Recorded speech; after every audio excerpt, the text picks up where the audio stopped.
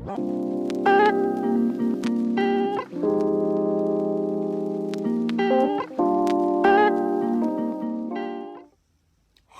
family, I am back. Today I will be showing you guys how I create my small clusters. I will be using Sempertex Fashion Pink. I will be using Fashion Orange and also Fashion Cream. So we're going to just jump right into it. So first I start off with that Fashion Pink. And I downsize my balloons all the way down. Now, most times I like to downsize them until you see like that nipple of the balloon. Then I crisscross them and then tie them into a knot. Now, it's most important to make sure that you leave some room in between the neck of the balloon when you tie them.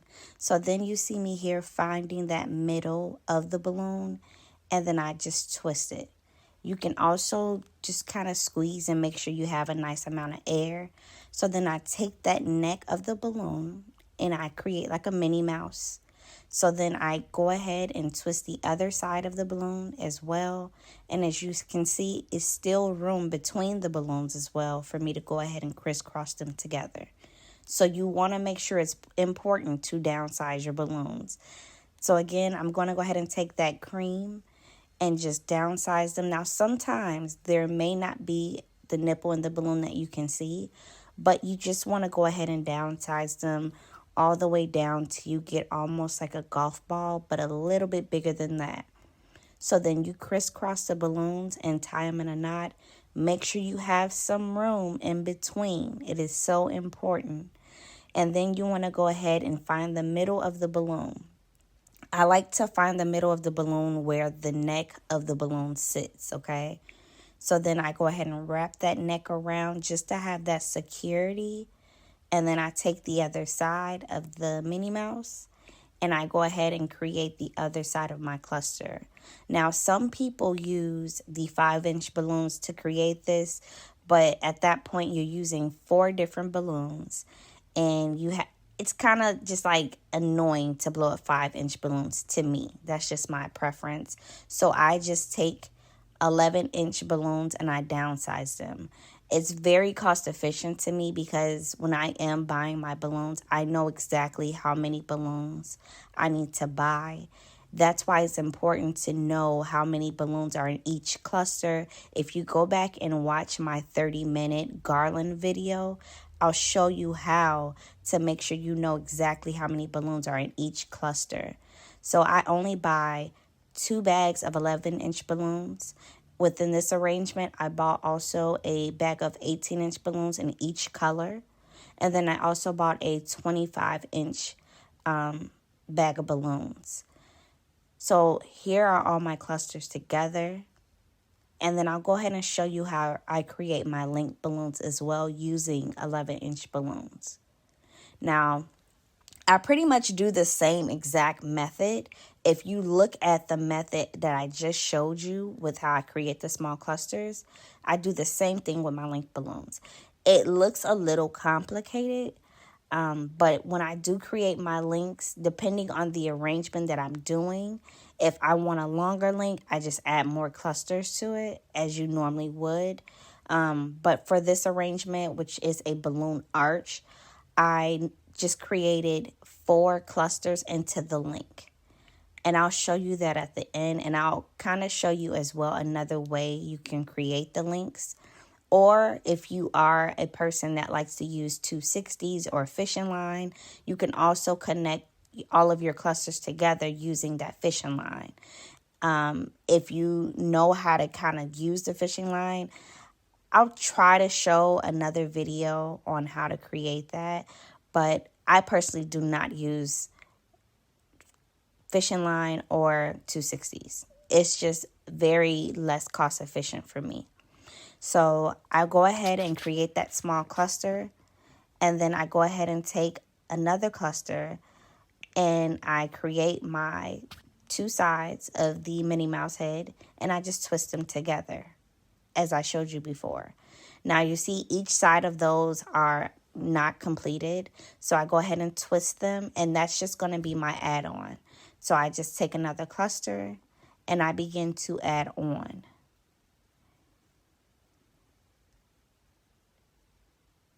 Now, within this method, you're not going to be doing any wrapping of the neck. You're going to be just using that room that you have within the neck to just keep adding on to your balloons.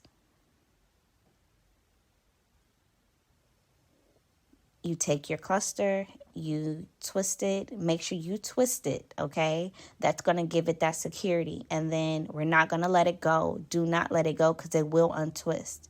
And you just want to add it into the link. So I'm going to take that last end of my cluster, twist it, and then I grab the neck of the opposite balloon and I just wrap it around just to kind of give it security. So when I am attaching it to my garland or whatever I'm going to attach it to, it does not come apart. And then I'm going to do the same exact thing to the other side. I'm going to twist them together, find the middle of the balloon, and then I'm going to reach in and grab a neck of the balloon, and I'm just going to wrap it around. Now, as you can see, honestly, how I'm twisting this is exactly how you would twist fishing line or a 260 within the link. That's exactly how you would do it. Now, that kind of makes sense. I feel like that's just kind of a easy way to explain it using fishing line. So now I'm going to go ahead and show you at a different angle. It's a little fast paced, but I'll show you at a different angle on how I create that link balloon just so you can see it. Now, when you are creating these clusters, if you do not have a flat surface, you always want to use what you have. Me personally, I always use my body because that's something I always have. Use whatever you can to make sure you have the stability of the balloons. Always control your balloons. Do not allow your balloons to control you ever. So when you are twisting these, if you have to use your stomach, your leg, do so. But as you can see, I'm just securing that just by wrapping it. That's it. So here you're also going to see another angle of how I create my small clusters. I'll show you a sped up and also a slow version of me creating these. Now, I do them very quickly, but as you get familiar with them, you will too be able to do them as quick as I do. It is that easy, okay?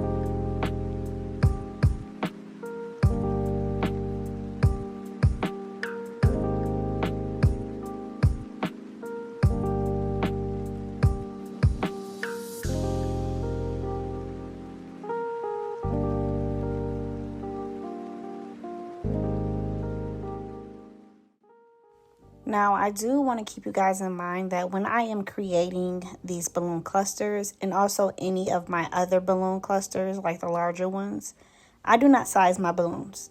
I do not own a balloon sizer. So as you see me doing them and I'm looking at them, I eyeball everything. I do not care if it's the same size because it's organic. It's not supposed to be. So if you're one of those people that are like, oh, it has to be the same size, it doesn't, but if that's what makes you feel better, then I would suggest maybe having a balloon sizer.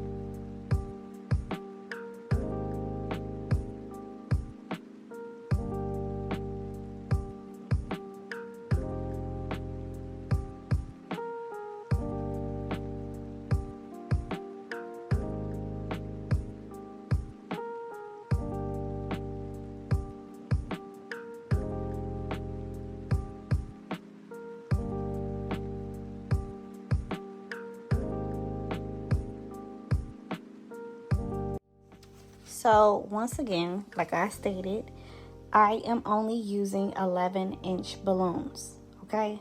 But let's take a moment to look at the hair and also the lash. I am such a DIY girly, and I pay for convenience for myself. So I will teach myself on how to do any and everything. So yes, I took the time to learn how to do my hair and also my own lashes. But back to the balloons. So once again, we are downsizing these balloons all the way down. And here I am just prepping all of my balloons to the side just so they're easy to just grab and go, grab and go.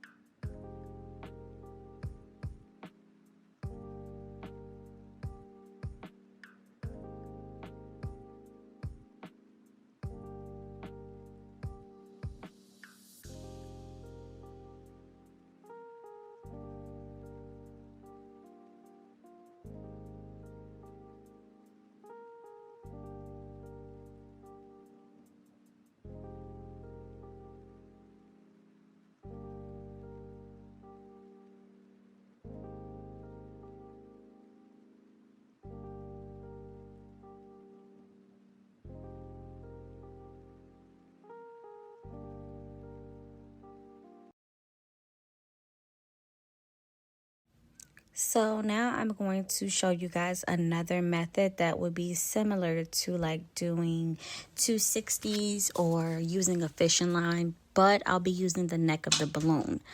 Now, keep in mind that when you're doing this, all you're doing is taking the neck of the balloon and just wrapping it onto the next cluster. It's pretty self-explanatory in the video if you just continue to watch. But like I said, if you want to use a 260 to connect those two clusters, you can. It would be, like I said, still cost efficient to you as well.